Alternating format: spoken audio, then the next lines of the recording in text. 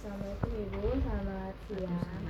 Sebelumnya perkenalkan, kami perwakilan mahasiswa dari UNJ Tahun 2024. Saya sendiri Putri Alita Dewi bersama Dispender Erika dan teman saya Gina Ameni, bisa dipanggil Gina. Jadi di sini kami hari ini ingin mewawancara Ibu mengenai perkembangan studi sosial anak usia dini, yang dimana seperti yang kami tahu bahwa Ibu adalah narasumber dari sebagai guru ngaji di mana Ibu? At-Taqwa. Ibu boleh Ibu memperkenalkan diri? Ya, Assalamualaikum warahmatullahi wabarakatuh. Nama saya Nur Aini Mutiasari, panggil aja Ibu Nur. Kalau Bu Nur di sekolahan, kalau di rumah namanya Tia. Beda nama. Beda nama. Oke, kalau boleh tahu Ibu pengalaman mengajar di At-Taqwa berapa lama Ibu? Saya ngajar 3 tahun di At-Taqwa. Karena orang tua udah sepuh, jadi saya ngurus orang tua sambil privat di rumah kalau sore. Mungkin langsung ke pertanyaan saja kan Ibu. Untuk pertanyaan itu tentang kesulitan dan juga hambatan anak yang pernah Ibu ajar atau sedang Ibu ajar. Yang pertama itu menurut Ibu, kesulitan sosial apa yang paling sering dialami anak di lingkungan sekitar? Kalau sore kan waktunya kadang-kadang anak nggak tidur siang ya, jadi kesulitannya ngantuk, kurang fokus, gitu aja. Lalu selanjutnya, apakah anak sering mengalami penolakan dari teman sebaya atau kesulitan dalam beradaptasi?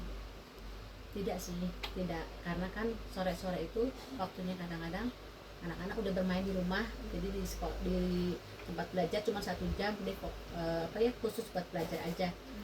Berarti dalam beradaptasi cukup baik. Cukup baik. Selanjutnya itu bagaimana anak biasanya bereaksi ketika menghadapi konflik dengan teman, misalnya mungkin saat tidak mau berbagi ataupun berebutan dalam giliran mengaji.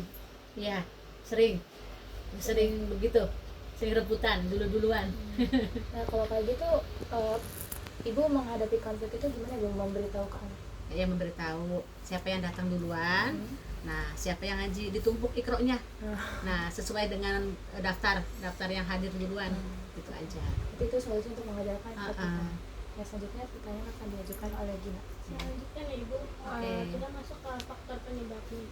Menurut Ibu, faktor apa yang paling mempengaruhi kesulitan sosial anak, misalnya di lingkungan keluarga, sekolah, ataupun masyarakat? Mungkin kan di lingkungan ngaji ya? Di lingkungan ngaji itu anak-anak tuh kadang-kadang pensil ketinggalan bagi dia ya, pensil, penghapus gitu.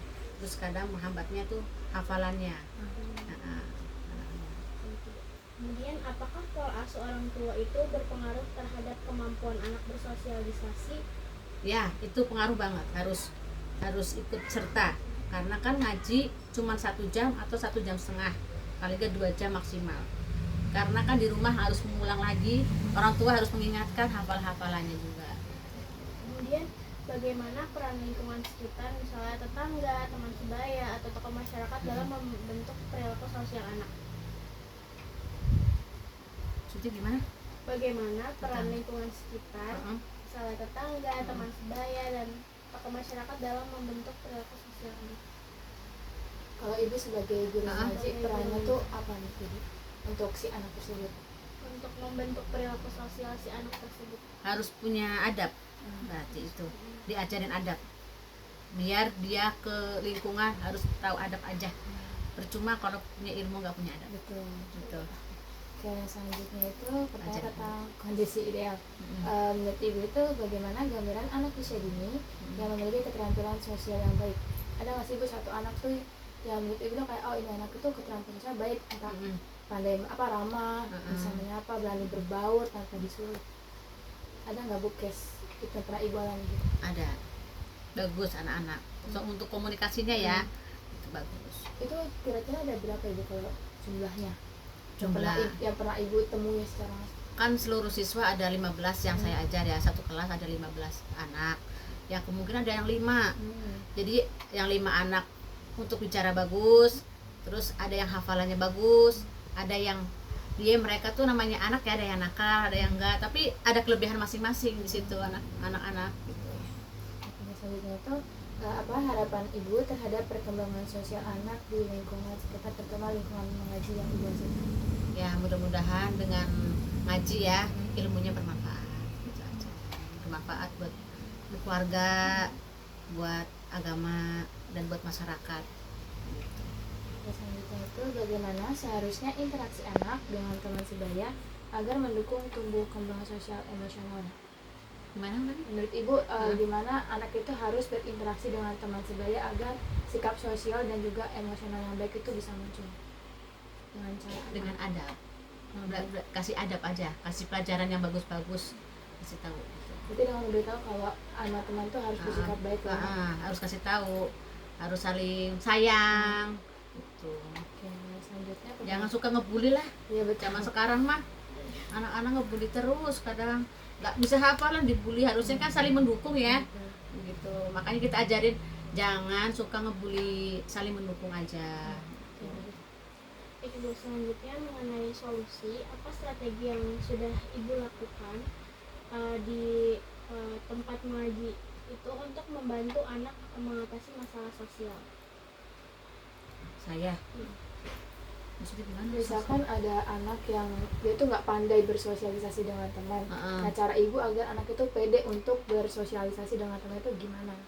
Oh, Seperti tadi. diakrabin aja, maksudnya di saling berbagi. Misalkan kita kasih hafalan ya, yang satu menyimak, yang satu membaca, ya kan, gantian aja gitu. Terus kalau kita punya makanan harus seminggu sekali kita harus makan bareng-bareng biar anak-anak tuh akur gitu, bersosialisasinya bagus. Menurut Ibu, solusi apa yang paling efektif untuk meningkatkan keterampilan sosial anak di lingkungan sekitar? Sekitar sekolahan, Terus sekitar tempat mengaji gitu. sosialisasinya yaitu berbagi. Berbagi. Jangan suka ngebully gitu aja. Dan bagaimana peran kolaborasi antara guru, orang tua, dan masyarakat dalam mendukung perkembangan sosial anak? Gimana? Cara Ibu komunikasi dengan orang tua untuk perkembangan si anak itu gimana? Supaya anak itu lebih apa ya, berkembang itu lebih baik. Kan orang tua sama orang tua guru harus ada komunikasi. ya, kita harus komunikasi, minta bantuan juga sama orang tua si murid ya. Orang tua wali murid itu harus minta tolong lah biar anak tuh belajarnya lebih rajin. Andai kata tuh anak males, tolonglah dibantu di rumah, suruh berangkat gitu. Dikasih dukungan aja. Berarti dimintai pengulangan lagi di rumah ya Bu, kalau sudah sering mengaji di tempat Iya, ngaji. jangan ngandelin di sekolahan aja. Harus orang tua ikut serta juga. Walaupun cari uang kan orang tua wajib apa? Sibuk juga, tapi anak lebih wajib gitu. Tanggung jawab. Selanjutnya untuk apa ya? Kalau Ibu tahu boleh dijawab, tapi kalau Ibu nggak tahu, maksudnya bukan nggak tahu, lebih kurang paham.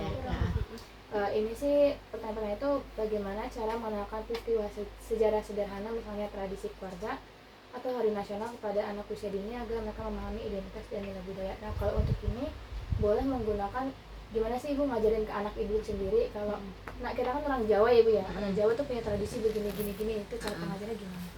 Apakah dengan melakukan tradisi tersebut atau cukup pengenalan melalui media? Oh, pengenalan aja. Sekarang kan modelnya YouTube ya. Jadi anak-anak dikasih tahu lewat YouTube lebih paham ketimbang kita cerita yang masa lalu. Dia kurang paham dengan YouTube nih sejarahnya loh. Tapi kalau dari Ibu sendiri ada nggak sih melakukan kegiatan tradisi tersebut secara langsung? Ada, kayak kalau mau puasa kan, ya kan, ada pawai untuk memperingati Ramadan, ya kan, gitu. Terus 1 Muharram, ya kan, kita harus merayakan biar anak-anak tuh mengingat, oh iya ya, tanggal 1 Muharram, gitu. Baru Hijriah gitu. Berarti secara langsung mengenalkan melalui teknologi lalu ya. dilakukan secara langsung juga. Selanjutnya itu bagaimana konsep dasar ekonomi seperti berbagi, menabung, atau memilih kebutuhan dibanding keinginan itu dapat diajarkan melalui permainan atau aktivitas sehari-hari. Contohnya tuh gimana? Apakah dengan kalau misalkan anak diberikan 2 mainan gitu, anak disuruh memilih salah satu, terus yang satu itu harus dikasihkan ke temannya atau gimana? Kalau memang berbagi, yang satu kasih temennya, kalau enggak gantian. Gitu. Misalkan mainan ada 2, anaknya ada 2, ya sudah gantian saja biar bisa merasakan, oh mainan ini begini loh caranya gini gitu. Lalu untuk konsep menabung sudah diajarkan atau belum?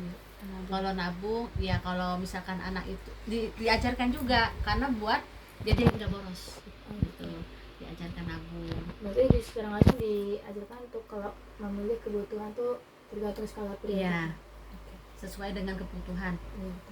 Terus selanjutnya tuh bagaimana kegiatan eksplorasi lingkungan sekitar seperti rumah, sekolah, taman itu dapat membantu anak memahami konsep ruang, tempat serta hubungan sosial dengan orang lain di komunitasnya. Jadi anak itu dibiarkan bereksplorasi, entah dengan lingkungan sekitar, dengan alam. Jadi anak itu tahu, oh kalau di alam itu ada loh namanya tumbuhan, kenapa tumbuhan bisa tumbuh dalam begini-begini, atau dengan lingkungan sekitar itu dengan Saya nggak pernah gitu, nggak pernah. komunikasi dengan tetangga, diajarkan berbaur dengan tetangga, karena kan ada orang tua yang menganggap kalau tetangga ini juga saudara kita loh, kita harus bisa saling mengayomi karena hidup berdampingan. Bersosialisasi Iya. dengan masyarakat. Betul. Maksudnya komunikasinya. Anak sekarang tuh main handphone terus ya. Jadi kalau kita untuk ngobrol sama anak agak susah juga gitu. Padahal dia udah kasih tahu nih, ini saudara kamu, iya. Kalau ketemu nggak pernah ngobrol, ngobrol lewat handphone anak-anak sekarang. Tapi Gitu. termasuk jarang eksplorasi tuh. Iya. Anak-anak tuh kalau ditanya ya begitu, aku nggak tahu bu, nggak tahu karena ya dari rumah juga kan, aku juga nggak tahu tuh orang tuanya ngasih tahu apa enggak. Kalian tahu saudara kalian ada berapa gitu kan, yang namanya sepupu mana, yang mana, ya kan? Sekarang nggak tahu kakak sepupu saya yang mana, ada sepupu yang saya yang mana, sepupu itu apa, kadang anak-anak anak sekarang ya Kurang eksplorasi. kurang. Cukup sekian pertanyaan yang dapat kami ajukan untuk sesi wawancara kali ini. Yang terakhir dekat dulu bisa kan Bisa. dihapus yang terakhir. bisa. Oke, cukup sekian sih, Nggak apa-apa. cukup menjawab pertanyaannya. Terima kasih. Terima kasih Sama-sama. Mbak Cibu. Sampai jumpa